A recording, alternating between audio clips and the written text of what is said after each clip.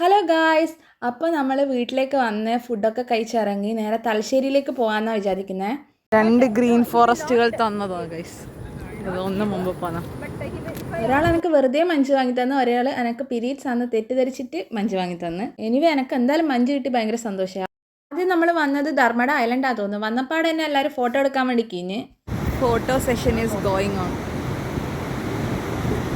Dedicated photographer എന്തോ കാര്യമായ ഡിസ്കഷനിലാണ്.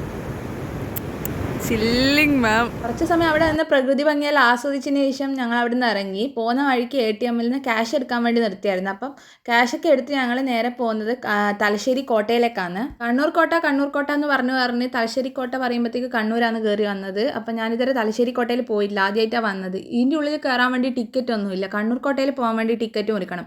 ഇപ്പം പറയുന്നത് എന്തിനാണ് നിങ്ങൾ ഗോവയിലേക്കെല്ലാം പോകുന്നത്, അതിനെക്കാട്ടി അടിപൊളി ഇവിടെയാണ് എന്നെല്ലാം ഇപ്പം പറഞ്ഞുകൊണ്ട് വരുന്നത്.